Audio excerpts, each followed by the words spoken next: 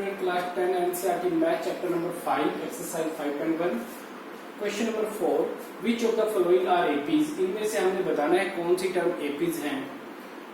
If they form AP, अगर वो AP बनाते हैं, if they form an AP find the common difference d. हमने common difference d find out करना है एंड राइट 3 मोर टर्म, और 3 मोर टर्म हमें यहाँ पे लिखनी है। तो देखो इन क्वेश्चन में सबसे पहले हमें क्या करना है, हम सबसे पहले डिस्कस करते हैं ये क्वेश्चन किस तरीके से हमारे होंगे। तो सबसे पहले हमारे पास जो भी सीरीज गिवन होगी उस सीरीज के लिए हमें डी फाइंड आउट करना है कि क्या सभी जो भी हमारे पास में यहाँ पे पार्ट गिवन है उनमें से 2-3 का जो भी गिवन है, जैसे 1 2 3 4 इनके बीच में एक डी यहाँ पे होगा, एक डिफरेंस यहाँ पे, एक डिफरेंस यहाँ पे।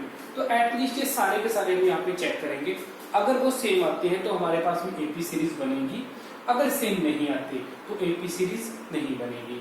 तो अगर सीरीज नहीं बनती, एपी सीरीज नहीं बनती तो वो क्वेश्चन तो वही खत्म है।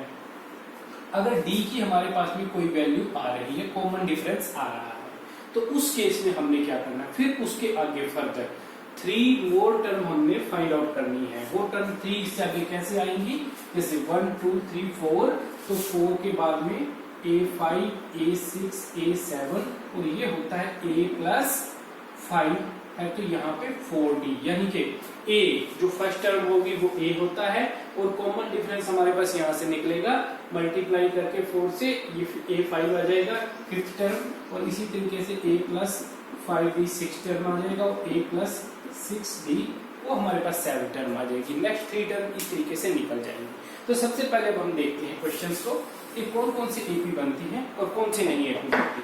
तो देखते हैं सबसे पहले फर्स्ट क्वेश्चन हमारे पास है 2 4 8 6।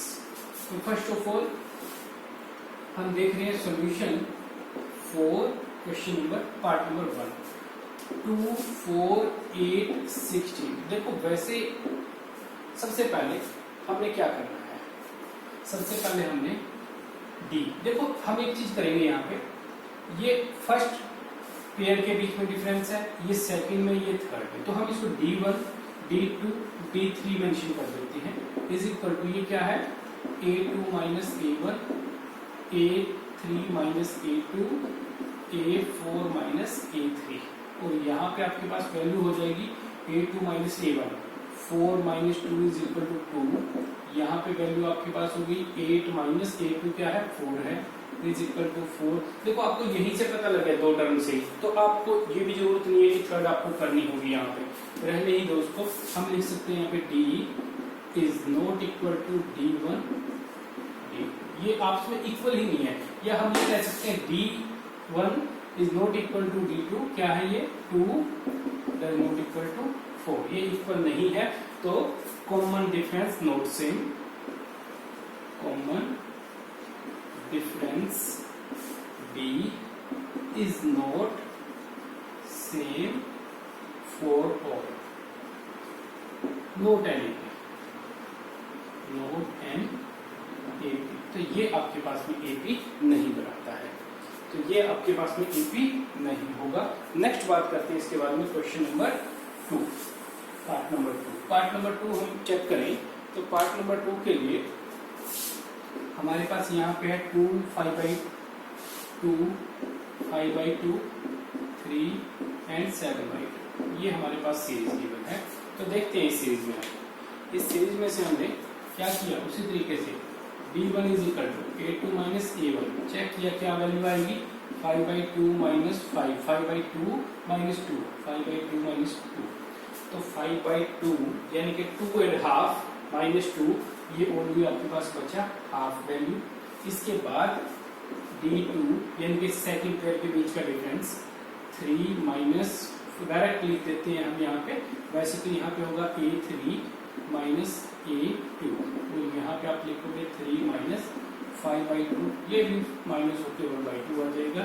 Similarly D3 is equal to A4 minus A3, हम ये डिस्कस कर रहे हैं किस तरीके से हमने पूरे क्वेश्चन को यहाँ पे मेंशन करना होगा, किस तरीके से सॉल्व करते हुए लिखना होगा। -3 ये है आपके पास में 3.5 -3, ये भी हाफ वैल्यू बच गई, तो यहाँ से हम कह सकते हैं D is equal to D1 D2 and D3, और D क्या है आपके पास में, तो वो है आपके पास 1/2, तो ये D की वैल्यू आपके पास 1/2। तो इस टर्म के लिए, इसके लिए सीक्वेंस के लिए आपके पास a क्या होगा, फर्स्ट टर्म क्या है, वो आपके पास में 2, फर्स्ट टर्म आपके पास 2। तो इसके बाद आपने आगे फर्दर सोल्व करना है नेक्स्ट 3 टर्म के लिए। तो नेक्स्ट 3 टर्म कैसे आएंगी, before that note it down. तो देखते हैं नेक्स्ट 3 टर्म हम किस तरीके से फाइंड आउट करेंगे।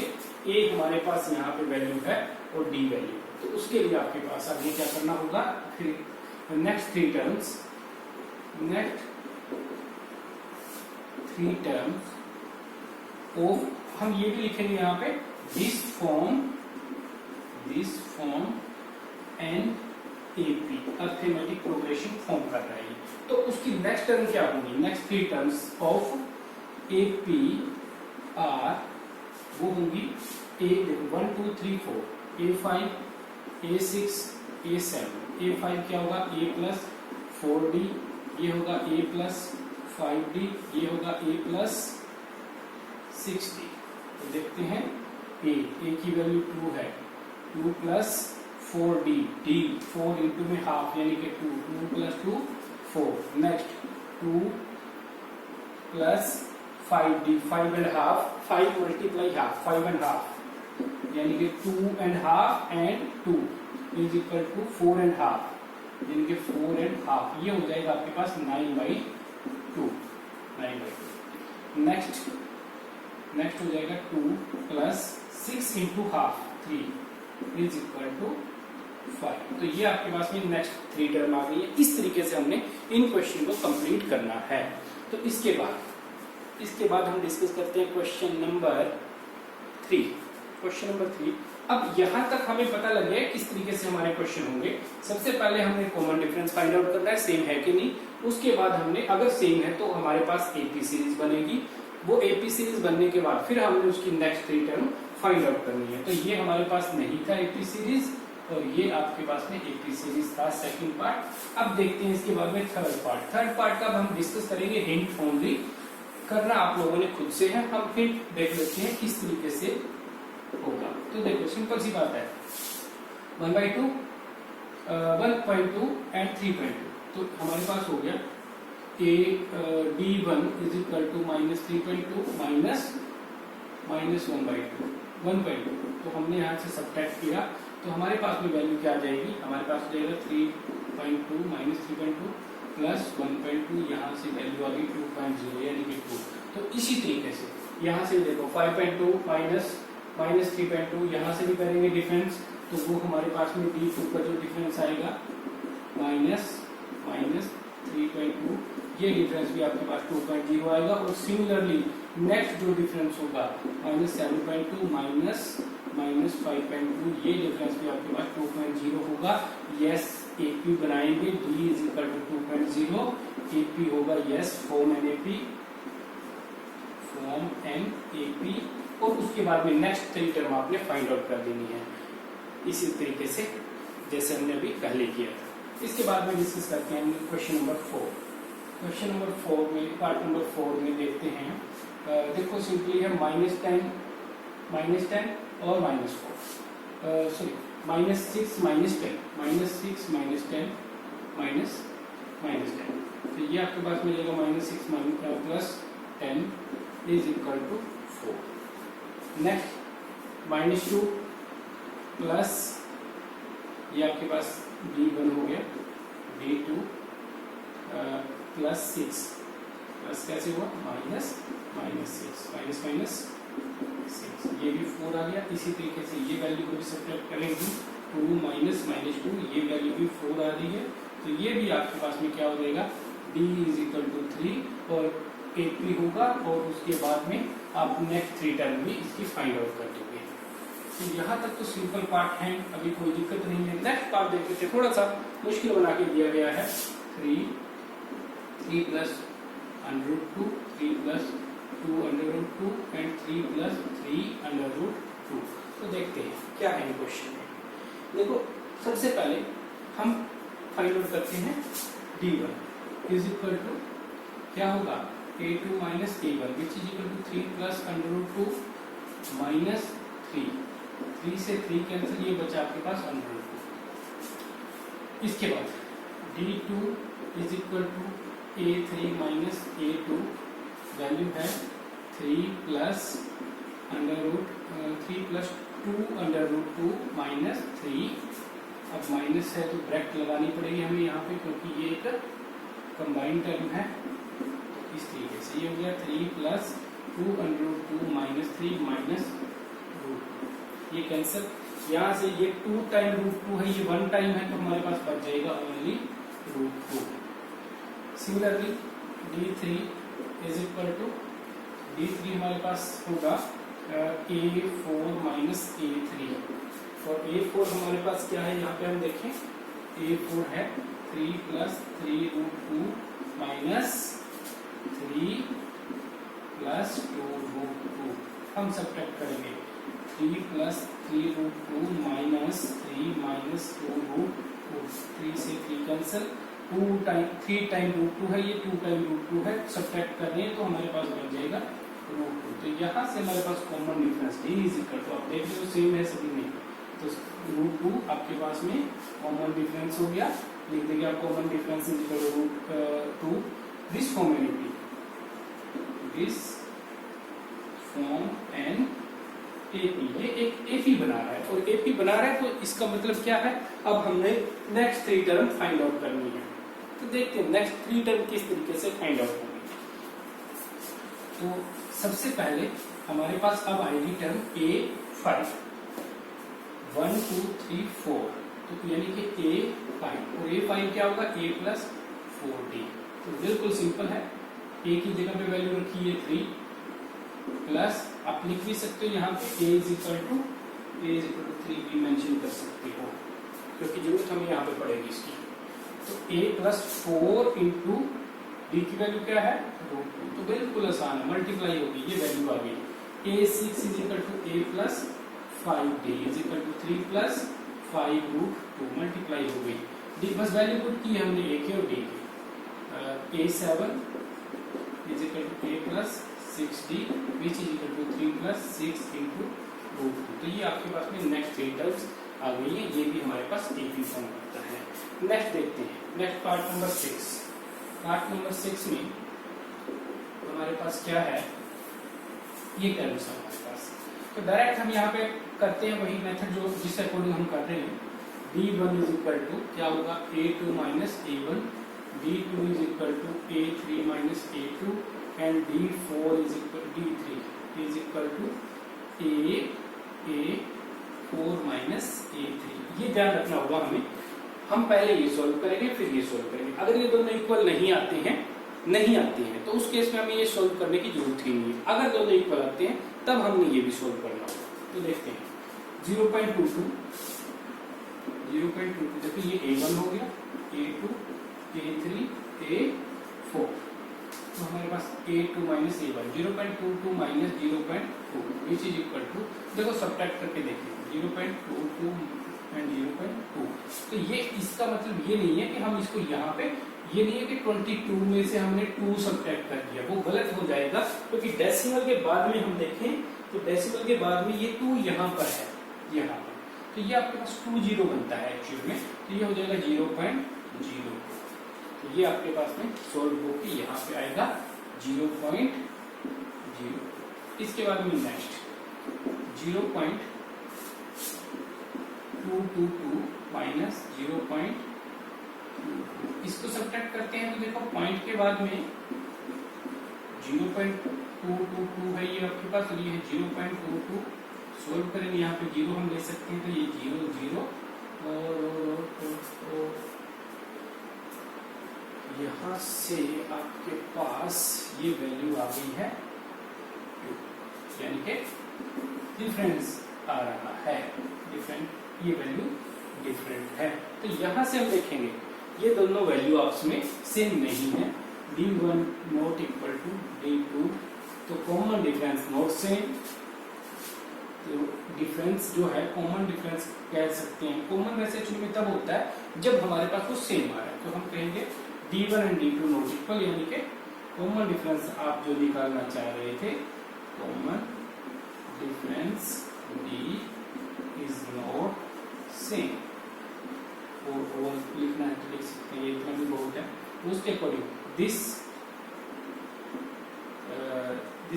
नोट एंड एपी सीधा ही लिख देते हैं नोट एंड एपी, या ऐसे लिख सकते हैं this does not form an AP, this note and AP, ये आपके पास एक एपी नहीं है, ये एपी नहीं है, तो इसके नेक्स्ट वाली टर्म में हमें फाइंड आउट करने की जरूरत नहीं होगी। पार्ट नंबर 8, देखो सारी की सारी वैल्यू -1/2 -1/2 -1/2 एंड -1 सेम वैल्यू है, यानी कि हम इसमें से ये माइनस करेंगे तो भी 0 आएगा, यहाँ से ये माइनस करेंगे तो भी 0 आएगा, इसको इसमें से माइनस करेंगे तो भी 0 आएगा, यानी कि D1 D2 D3 सभी वैल्यू आपके पास 0 आ रही है, तो D = कॉमन डिफरेंस 0 हो गया।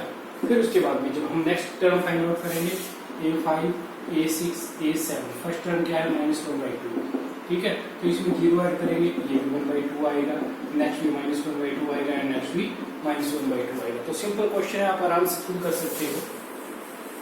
इसके बाद नेक्स्ट बात करते हैं क्वेश्चन नंबर पार्ट नंबर 9 1 3 9 27। देखो सबसे पहले D1 क्या है हमारे पास = ये A1 है, A2 A3 A4, A2 - A1 3 - 1 = 2। फिर बात करते हैं D2 9 - A3 - A2, ये हो गया 9 - 3, और ये यहाँ पे 6 आ रहा है, 2 does not equal to 6, यानी कि D1 not equal to D2, common difference, या सीधा लिख दो यहाँ पे AP note and AP, note and AP, ये एक AP नहीं है। ओके, तो इस तरीके से आपके पास ये क्वेश्चन सोल्व हो गया। इसके बाद में बात करते हैं नेक्स्ट क्वेश्चन की, ये AP सीरीज आपके पास नहीं बनाएगा। फिर बात आती है A1 A2 A3 A4। सबसे पहले हमें D1 = A2 - A1, बार बार अब लिखने की जरूरत नहीं है मुझे, आपको समझ आ गया है कि कौन सा फॉर्मूला हमने यहाँ पे लगाना है, आप वो यहाँ पे मेंशन कर दोगे। तो उसके बाद डायरेक्ट कर रहा हूँ मैं 2A - A 2 टाइम्स A में से एक बार A माइनस कर दी तो सिंगल टाइम बच गया, 3A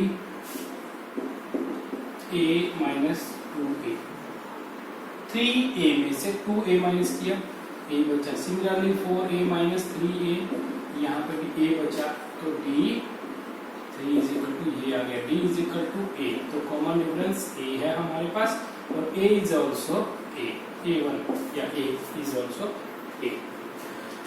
तो हमारे पास next 3 term A5 A6 A7 होंगी, A + 4D A + 5D A + 6D, ठीक है।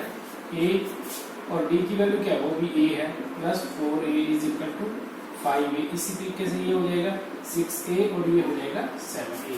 ये सिंपल सा आपके पास क्वेश्चन था, ये जरूर लिख देना यहाँ पे, this form an AP, this form an AP, ये AP बना रहा है, ठीक है। क्यों लिखना है, क्योंकि उसने पहले पूछा गया फॉर्म RAP, क्या ये AP है। ओके, तो इसके बाद नेक्स्ट डिस्कस करते हैं next part number 11। A direct कर रहे हैं, D1 = A2 - A, क्या होगा, ये सोल्व अगर करके देखें तो माइनस तो हो नहीं सकती, हम कॉमन जरूर निकाल सकते हैं, A - 1, इस तरीके से इसको कॉमन जरूर निकाल सकते हैं।